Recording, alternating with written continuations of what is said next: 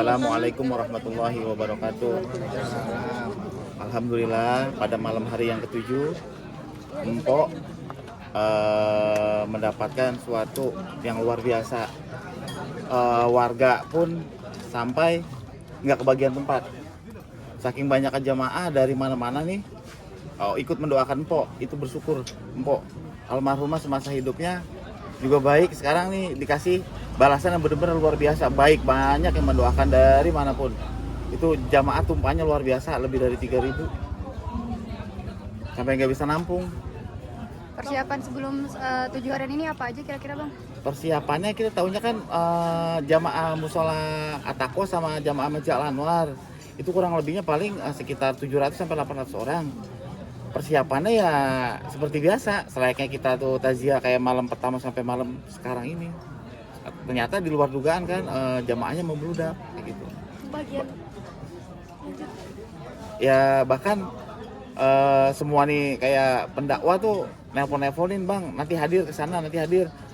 Banyak gue yang nggak kebagian gitu. Jadi paling ya masih tetap silaturahmi kayak Ustadz Dery Sulaiman nih datang juga udah selesai kan acara kayak gitu, tapi tetap mendoakan. Kami dong berarti mempersiapkannya berapa orang untuk berapa orang itu? 1.000. 1.000. Iya 1.000. 1.000 tapi di luar dugaannya lebih dari 1.000. Terus setelah kepergian 7 hari apa sih benar-benar yang kerasa sebagai seorang suami? Momen yang kerasa ya ketika hari-hari kita kan selalu sama almarhumah nih ya. Kayak misalkan selalu masakin tiap hari ya kan. Saya makan juga ditungguin, dipanggil-panggil, "Pak, makan dulu." Kayak gitu. Terus hari-hari ini ngomel paling, "Pak, biasaan lu naruh anduk sembarangan, taruh." Gitu, taruh lagi di tempatnya kayak gitu. Hari-hari itu udah nggak ada lagi, hilang gitu. Tapi walaupun Mpok nggak ada, tetap di hatinya selalu ada Mpok kayak gitu. Bang Idung sampai 7 hari ini sudah sempat dimimpiin belum sih? Untuk saat ini belum ya. Belum mimpiin apa-apa kayak gitu, belum dapat alamat pun apa-apa. Mas sampai sekarang masih belum kuat ngelihat fotonya Mpok Alpa di sudut rumah?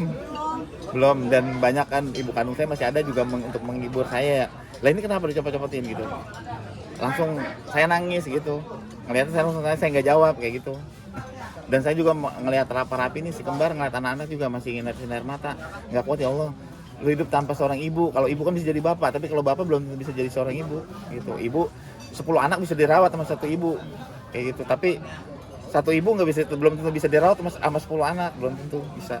Untuk barang-barangnya sendiri Bang Idung sampai sekarang juga masih belum bisa megang untuk Belum. lantai 2 aja abang nggak mau gitu. Belum kayak gitu, belum ada yang saya lihat dari barang-barang yang itu. Malah saya suruh tutupin inian, tutupin kardus biar nggak saya lihat kayak gitu.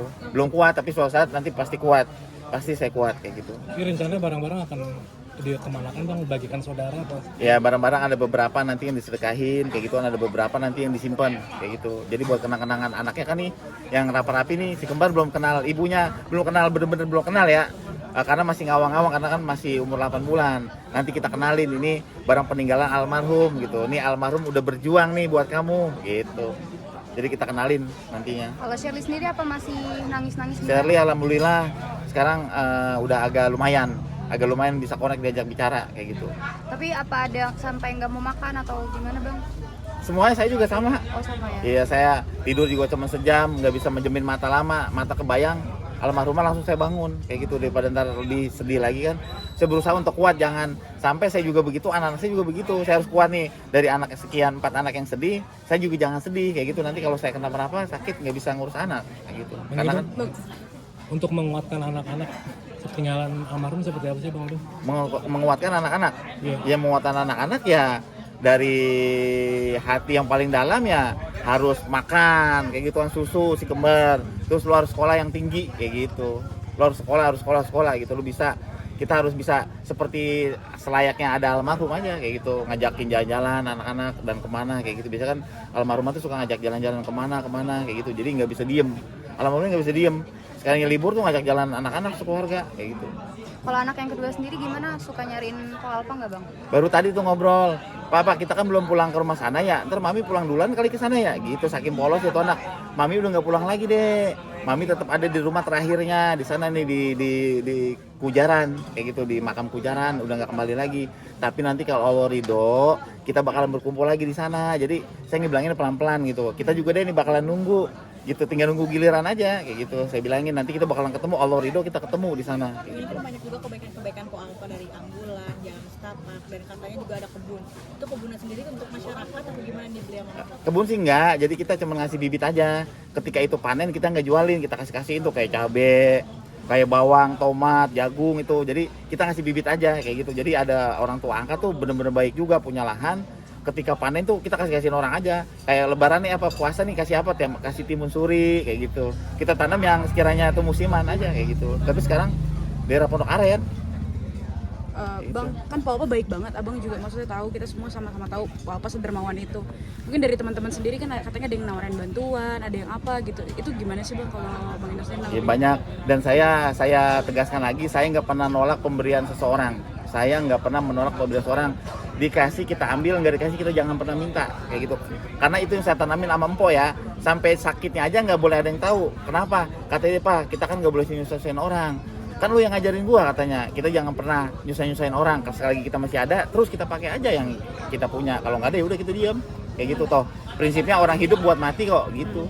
Kayak yang nawarin pendidikan tuh udah, maksudnya udah ada omongan gitu-gitu ke situ sih, belum sih bang? Kayak Ada beberapa rekan Po kayak gitu kan. Teman kan dalam kondisi saya juga masih kayak linglung ya. Jadi belum ini aja gitu, belum jelas saya berbicaranya kayak gitu. Karena kan saya masih linglung.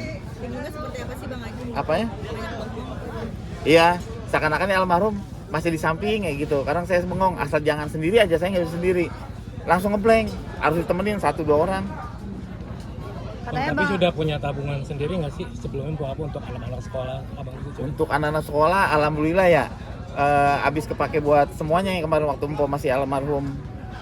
Ada sakit kan kita pakai gitu. Ada bahkan udah beberapa kendaraan yang kita lepas buat bolak-balik itu aja ke Malaysia. Udah dua.